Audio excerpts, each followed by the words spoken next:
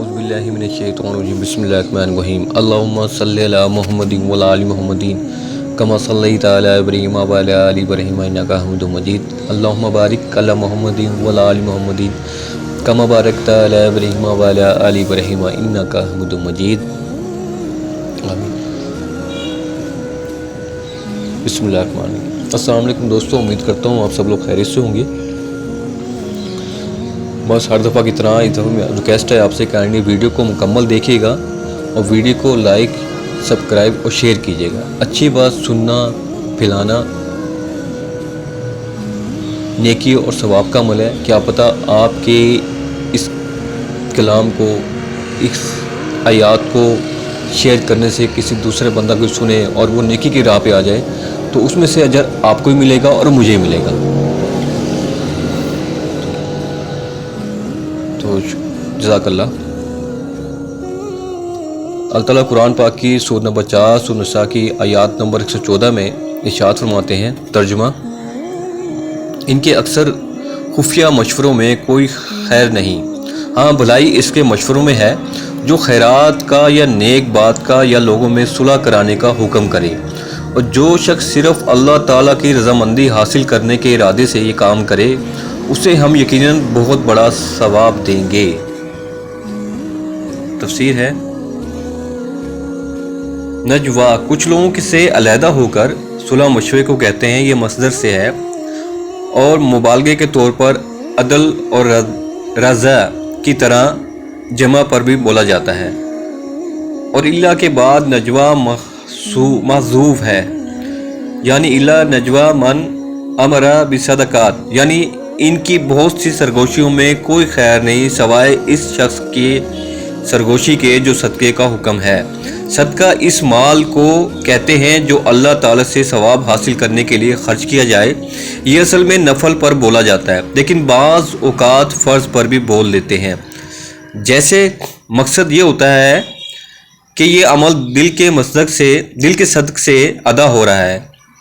یہ لفظ نیکی کے تمام کاموں کو شامل ہے، حتیٰ کہ حکم صلی اللہ علیہ وآلہ وسلم نے فرمایا، تمہارا اپنا بھائی کو کھلے چہرے سے ملنا بھی معروف میں سے ہے۔ اصلاح بین الناس کے الفاظ مسلمانوں کے درمیان ہر قسم کے اختلافات ختم کرنے کو شامل ہیں۔ اللہ تعالیٰ نے فرمایا، سو اللہ سے ڈرو اور اپنے آپس کے تعلقات درست کرو۔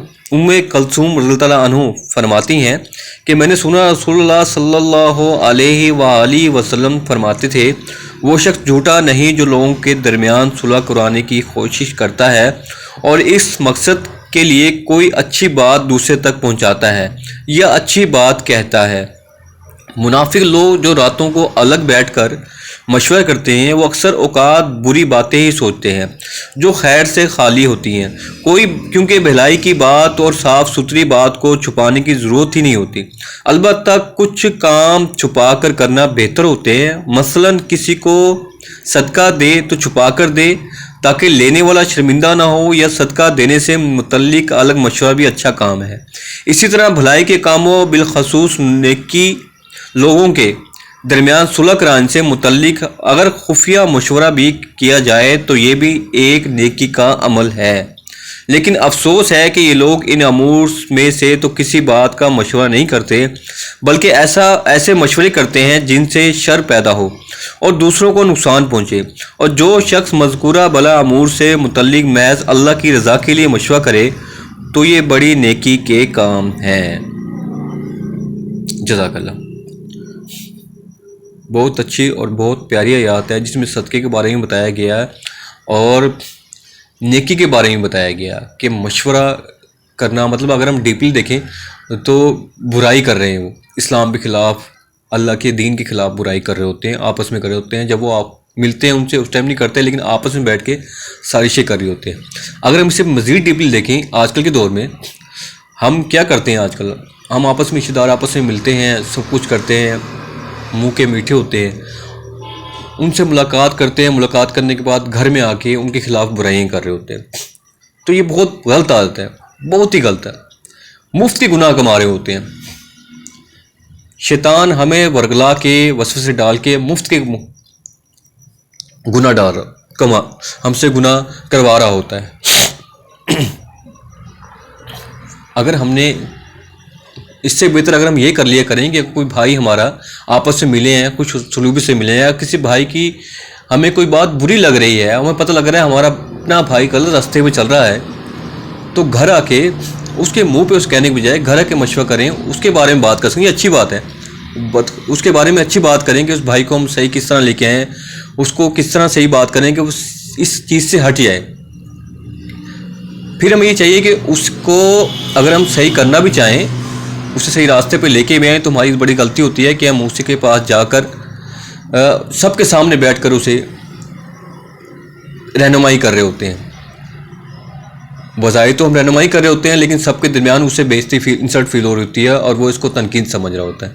تو اس کا بہترین حل یہی ہوتا ہے کہ ہم اس کے علیحدگی میں جا کے اسے سمجھائیں، تو اس بہتر ہوتا ہے۔ اس طرح ہمارے خاندانوں میں جو بگاڑ پیدا نہیں ہوتا اور آپس میں اتفاق پیدا ہوتا ہے۔ تو دیکھیں قرآن شریف کی ہر آیات، ہر صورت کا کتنا فائدہ ہے، ہمارا اپنا فائدہ، اللہ کا کوئی فائدہ نہیں، اس میں ہمارا ہی فائدہ ہے۔ اگر ہم اس کی قرآن شریف کو ترجمے سے پڑھیں، تفسیر کو پڑھیں، ترجمے سے پڑھیں، تو بہت سی مشکلات، ساری مشکلات آسان ہو جائیں گی ہماری۔ تو اللہ تعالیٰ سے دعا ہے، تو اللہ تعالیٰ ہمیں قرآن شریف کو ترجمے کے ساتھ پڑھنے، سمجھنے، اس پر عمل کرنے اور اسے دوسروں تک پہنچانے کی توفیق عطا فرمائے۔ جزاک اللہ۔ کائنڈلی کمنٹس لازمی کر دیا کریں۔ والسلام۔